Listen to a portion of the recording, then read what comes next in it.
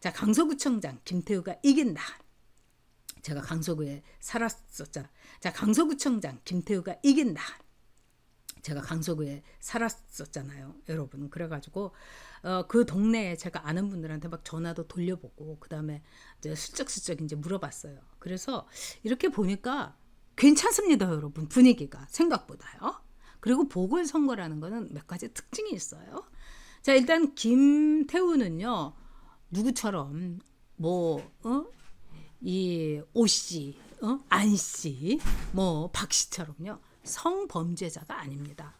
그걸로 해서 우리가 날려먹은 돈이 570억이에요. 그러니까 김태우가 이런 얘기했죠.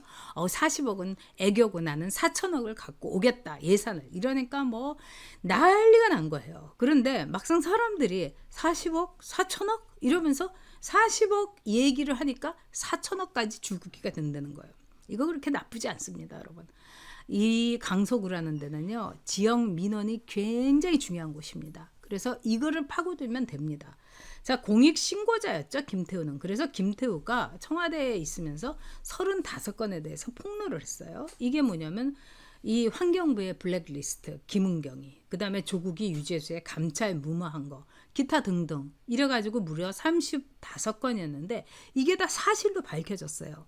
그런데 이 윤영찬이가 이를 뽀드득 갈면서 공무상 비밀 누설 혐의로 김태우를 기소를 했습니까? 고발을 해서 기소가 됐습니다. 그래서 이제 2019년 11월에 대검 징계위에서 향응 수수를 가지고 김태우를 걸어놓았어요. 근데 이건 제가 이렇게 보니까 좀 억울합니다. 건설업을 하는 아는 지인한테서 그 지인이 김태우한테 말하자면 골프비를 내준 거예요. 그런데 이 골프비가 회당 100만 원도 안 되고 이래가지고 결국은 이 무슨 징계를 받은 게 아니라 이 말하자면은 이제 그 중한죄를 받은 게 아니라 여기에 대해서 너 저기 심한 썼어, 이 정도의 수준에 그쳤습니다. 그럼에도 불구하고 문재인 정권에 그리고 청와대에서 블랙리스트 가지고 이렇게 김태우가 내부자 고발을 하니까 이 해임 처분을 했죠. 그래서 2019년에 공무상의 비밀 유지 위반으로 해임 처분이 됐는데, 그런데 이제 김태우는 나와 가지고 국보 TV도 해가지고 거의 70만 명 정도, 그래서 제가 대단하다 했습니다. 그리고 2022년 6월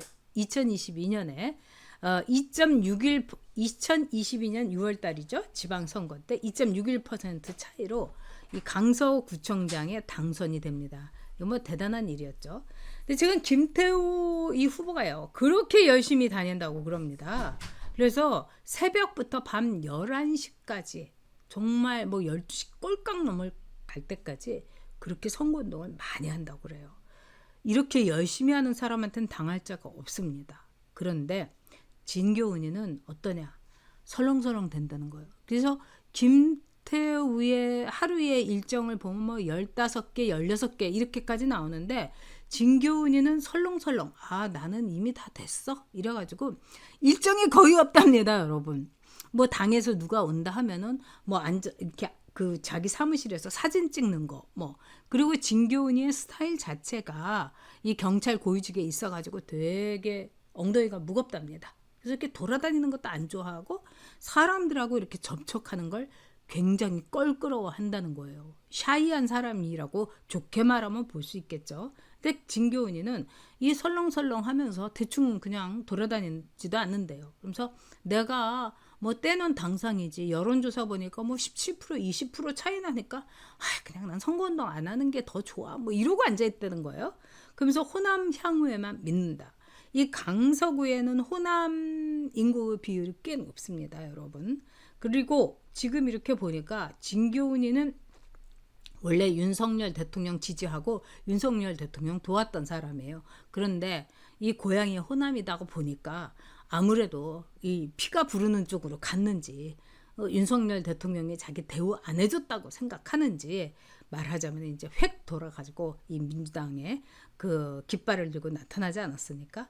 근데 여기에 경기동부연합, 즉 이재명이의 끈앞풀들, 즉 이재명이의 그 핏줄들이 지금 조직적으로 운동을 하고 있다는 겁니다. 그래서 아저씨 어느 동네 사세요? 그러면 나 글쎄 뭐 이러더니 나 집은 저기 성남에서 왔다 갔다 해요. 그 모란시장역 쪽에 살아요. 뭐 이런다는 거예요. 그러니까 이 경기 동부연합에서 조직적으로 선거를 하고 있다는 거예요. 그래도 우리 김태호 후보가 꿋꿋하게 살인적인 일정을 소화하고 있다고 합니다.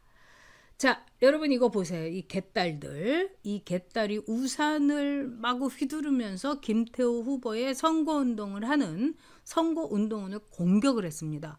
그래서 신고를 받고 뭐 경찰이 왔는데 이 경찰까지도 말하자면은 공격을 했다는 거예요.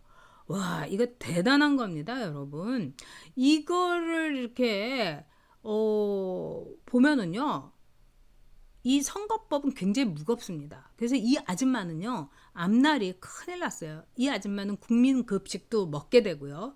그 다음에 징역형 살 가능성이 굉장히 높습니다. 왜냐하면 선거법은 아주 무섭거든요. 네.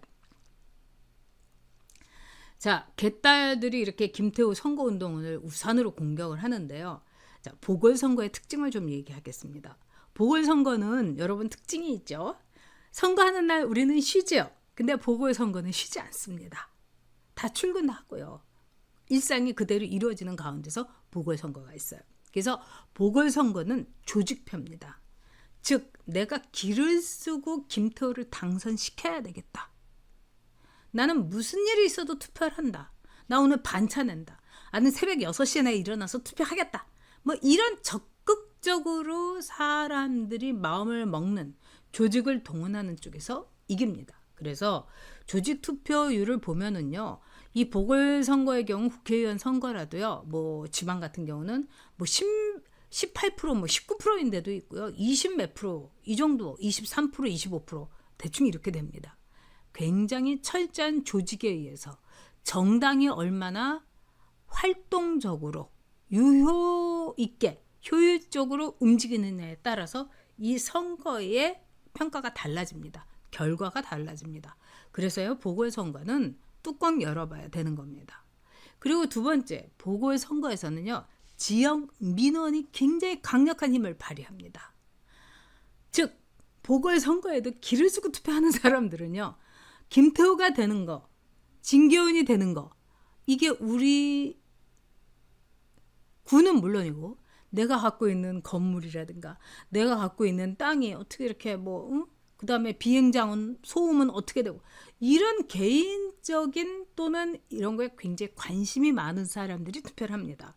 그래서 국민의힘에서 철저하게 지역 민원을 해결하겠다, 이거를 파고들면은 승산이 있습니다. 그래서 보궐선거는 우리가 흔히 모세혈관 선거다 이렇게 얘기합니다.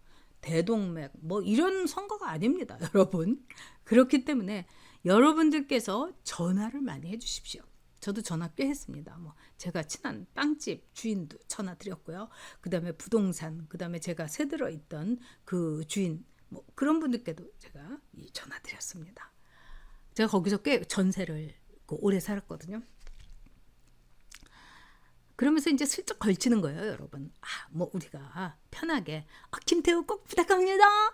김태우 후보 뽑아주세요. 우리가 이렇게 하면은 우리도 왜 그런 전화 끊잖아요. 그러지 말고, 아니 어떻게 그 김태우 그 후보는 뭐 여기저기 많이 다닌다는데 이 진교훈이는 그냥 다니지를 않는다네요. 뭐 이렇게 살짝 이제, 원래 진교훈이가 경찰에 있을 때도요, 굉장히 이렇게 저기 움직이는 거 싫어하고 명령만 따닥따닥하고 그런 사람이라서, 글쎄 여기 그 강서구는 지역 그 일꾼이 필요한데 뭐 이런 식으로 좀 세련되게 걸치는 게 좋습니다. 그 다음에 또 왜 우리 정말 내가 그렇다고 호남 향후에 어떻게 전화해요? 뭐 내가 호남은 호남이지만 아닙니다. 호남 향후에는 전화할 필요가 없어요. 지금 이 선거는 뭐냐? 우리 편한테 여러분 열심히 전화를 하시면 되는 겁니다. 성향이 우리 편인 사람이 반드시 나가서 투표를 하게 만드는 거, 이게 중요합니다. 그러니까 정말 이 강서구에서 그래도 우리 둘이 이렇게 성향이 맞고 너무 기뻐요. 이런 분들 다 서로 여러분 생각하셔가지고 전화하십시오. 우리 편을 얼마나 동원하느냐가 중요합니다. 그러니까 호남 향후회라든가 뭐 이런데 전화하고 뭐 민노총 지부라든가 또는 뭐 맘카페 뭐 이 민주당 당원이면서 막 이런 사람한테 힘겹게 전할 필요가 없어요. 우리 편한테 독려하는 거. 이게